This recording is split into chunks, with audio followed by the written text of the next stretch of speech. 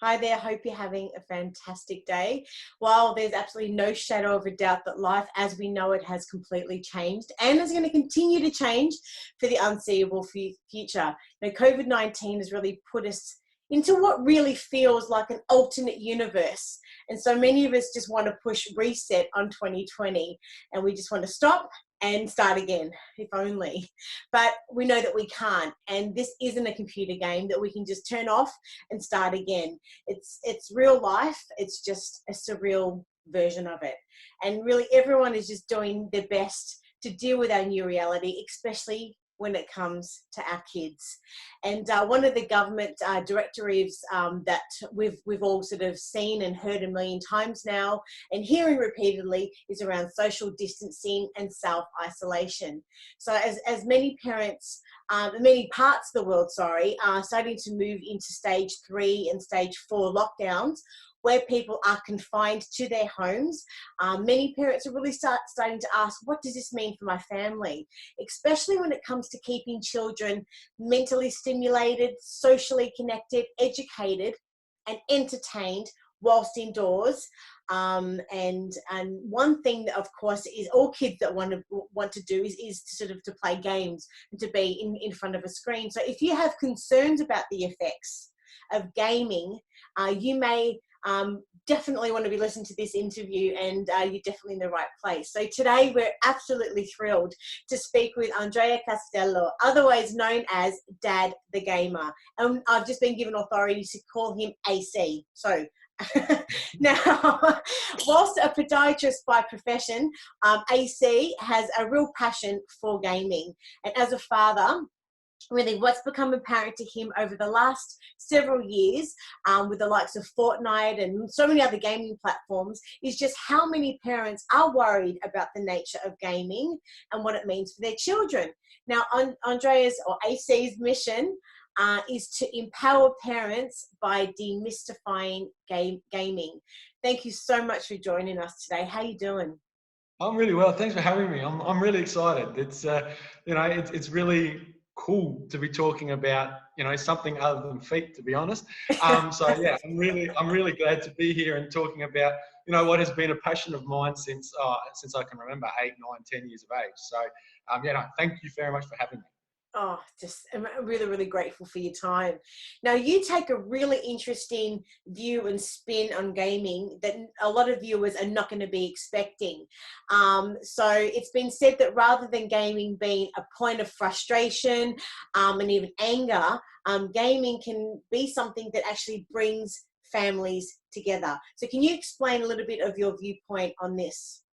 Sure. I mean, I think it's really important for me. The first thing is to understand is most games and gaming as I guess as a pastime, it's always been something that's been designed to play together. So thinking back to even Space Invaders, you could get the 2 control pads and play the joysticks and play together. And so gaming as a rule has always kind of been around playing together. Even when you play solos, you'll see kids sitting around and watching the one kid play the game. With the advent of things now like streaming, kids are literally watching other people play games and talking to them while they're playing games. So there's this kind of notion that gaming is somehow seen as a solitary, isolated type pursuit, that you sit in a room and play. And that's something that I think, when thinking back 20 years ago, so parents, my age now, we have this view of gaming being back what we were like, the nerdy kids sitting in a dark room with the windows shut and, being socially isolated and struck out from the world.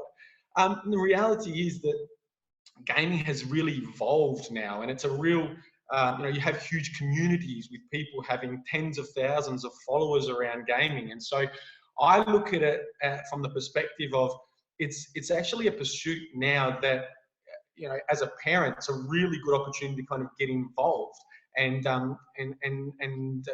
take on that interest with the child.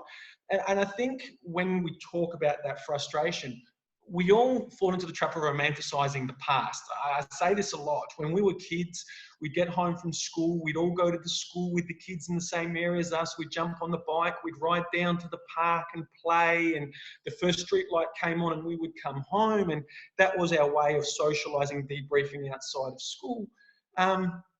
Kids don't have that now. We're too frightened to even let them get past the letterbox and go out on their own.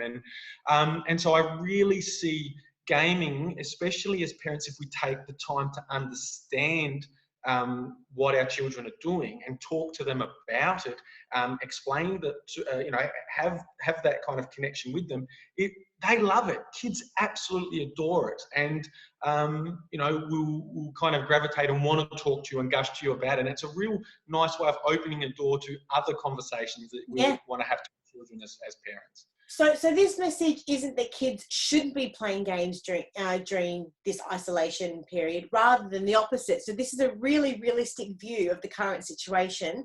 And now that parents are home from work in isolation, also gaming is a great opportunity for parents to bond with their kids. Now, in your article, you mentioned this is actually backed up by research from the Arizona State University, that parents actually miss a huge opportunity when they walk away from playing video games with their kids. And we'll speak a little bit more about that research in our chat.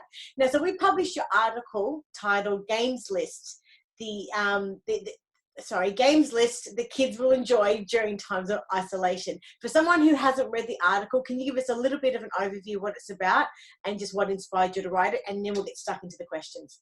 Cool. So what inspired me to write it was I knew that there was going to be the situation where mums and dads were going to be locked in with their kids at home, okay, potentially. And then what the upshot of that was going to be is, how do these kids get their social interaction, okay? That notion that, if you're stuck at home and you're not at school where these children normally play with their friends, how are they going to get contact with their friends or with their peers? And gaming provides a fantastic opportunity to do that through the online component of games, which I think is really important for parents to play with, so that they can understand that it's not some nebulous, nasty person sitting on the other end, that they are having a conversation with friends about, what hairstyle they're going to choose. Like my daughter plays and they talk about the most random stuff that, 10-year-old kids will talk about. But I also wanted to, in light of that, also explain to parents, like, the kids will need this social interaction. We're social beings, human beings, we need that social interaction. We're gregarious. So giving them the opportunity to do that and not just shutting that off. Now, I want to temper it by saying, I'm not saying you want the kids on the screens for 15 hours a day. I'm not advocating that at all. And some of those people sit there and say, you're just saying kids want to play games all the time. No, but I think it's a really good social outlet for them with their peers, but it's also, as I said, a great opportunity for parents to sit in there and play. And then putting together a list, because I understand that parents don't necessarily know what games are appropriate for their kids and what games aren't appropriate for their kids. So I wanted to give parents a list of games, say 10 across each platform. If they're not sure, okay, my kid plays on mobile, what games can I allow my child to play that are going to be safe and I'm going to have some semblance of control over, and they're not going to be doing something that they shouldn't be doing. So that was really the impetus, to kind of help, really, more than anything else. So just to clarify for everyone watching and listening, this is not advocating for the fact that, children are still going to have their distant learning. They're still going to be doing their schoolwork. This is the social component when they, outside of their school hours and outside of their education, given that they're home in isolation, that gaming is an opportunity to still be social with others. So I'd like to take a phrase out of the article before we get stuck into the questions. Yep. And you mentioned often parents don't understand that many video games are meant to be shared and can teach young people about science, literacy, and problem solving. And gaming with their children offers parents countless ways to insert their own teaching moment. And not only do we get to bond and have fun with our kids, but we can also help them learn along the way. I think that's really, really interesting. And the video game gameplay becomes a point of conversation, not a point of conflict.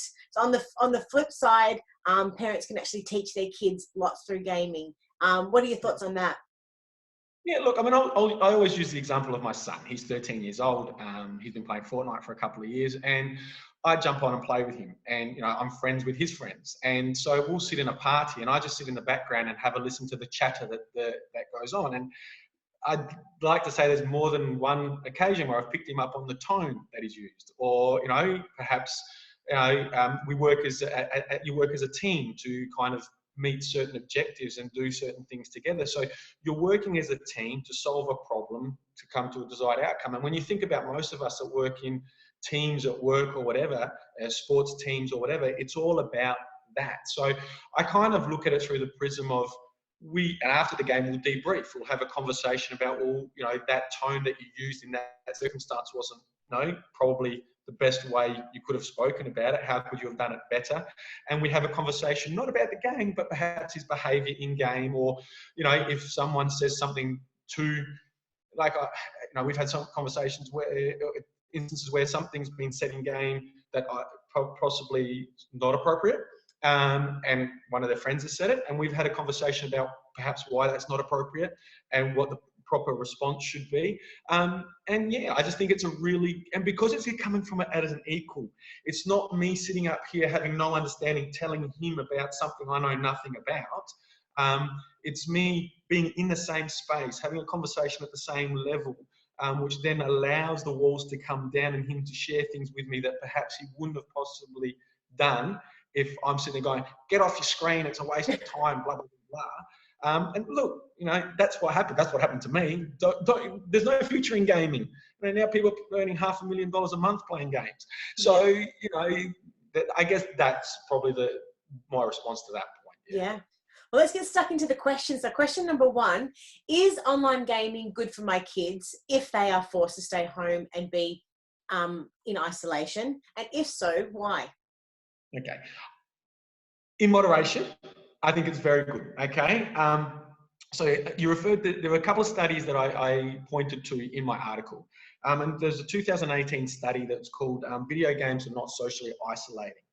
And it basically points to the reputation of computer games or video games being socially isolating is actually contrary to the reality, which is there's a wealth of social opportunities that now exist in modern day platforms. So, you know, if you've got an only child who's at home, you know, being homeschooled and whatever, their only outlet, they can't go outside, their only outlet is going to be that, you know. And if they jump on for an hour and have a bash with their friends, it's like recess and lunch. You get out there, you get it all out, you have a bit of fun, you have a bit of a laugh. And, you know, anybody who's heard their kids play, most of the times it's laughter and fun that they're having.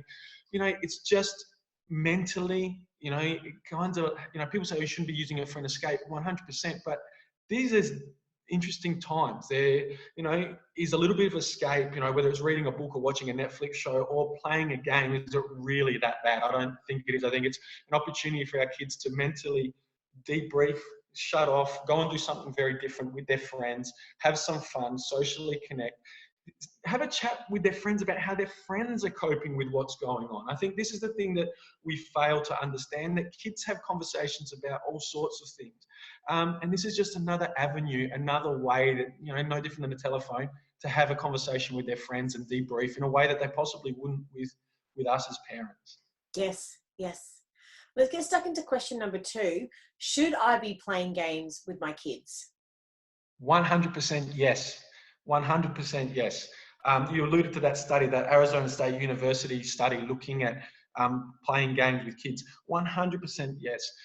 There's a real opportunity there to create a bond over a common interest. And you know what? Even if you don't like it, suck it up. We're asking kids to do things that they don't like. Playing Mario Kart for half an hour with your son or daughter, even if they belt you, and I don't let my kids win, but even if they belt you. You don't? No, not at all. No. Hey, life's not that easy, right? There will come a time where they'll beat me at everything, so let me have my time now.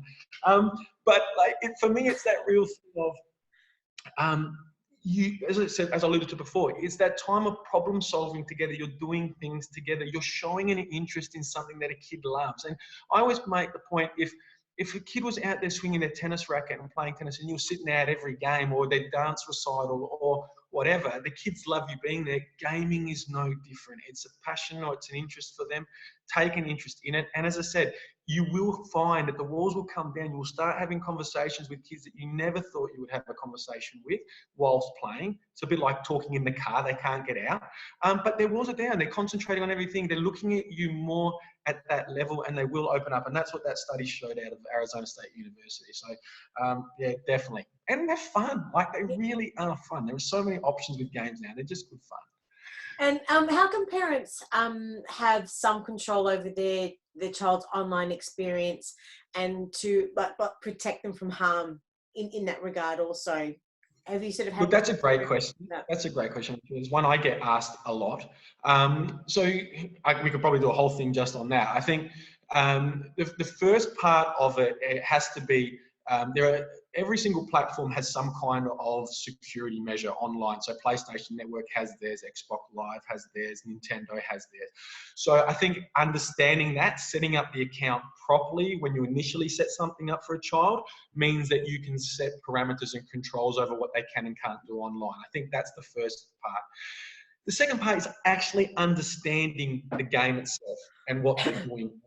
Okay, because from that point, if you understand, you can make a decision around your child whether it is something that the child should be doing or shouldn't be doing. And, you know, I have parents say to me, well, you know, I'm not going to let my child play Fortnite without having any understanding of what Fortnite entails. They'll let their child watch Avengers Endgame, right? Now, to me, there's a bit of a disconnect there. And I can tell you as a kid, there's probably going to be a bit of a disconnect there. Why can I watch that but not do this? So I think it's that thing of, with understanding, dialogue changes. It's not top down, you know, it's more of a conversation rather than a directive. And you will then learn how to protect. And nothing is infallible, but if a child feels that they can come and talk to you about this stuff, then even if something does slip through, they're far more likely to come to you and have a conversation about, hey, mum, this happened, or dad, this happened. Is that right? And you can talk that through. And that's definitely been my personal experience. And talking to fellow dad gamers and mum gamers, there are plenty of gamer girls out there. Okay, we find that there's running joke is that, you know, a family that games together wins together. And I think, you know, in this kind of environment especially, I tend to think it has probably more weight now than ever before. Yeah. Well, let's get stuck into the last question. What would be one game from each platform that you would recommend for parents to play with their kids? This is probably the hardest question for me to answer, one game. So what I've tried to do is look at ones that, looking at from a parenting perspective as well. So I know I could sit there and say that for kids and whatever, but I think, so I'll kind of run through them. I think across a lot of platforms, there's a game called Rocket League. It's basically car soccer. Okay, it's crazy. The ball flies around everybody. Nobody's really that good at it. Okay, so it's a kind of a level. So parents kind of get in there and, oh, I'm no good at it. Don't worry, nobody really is any good at it.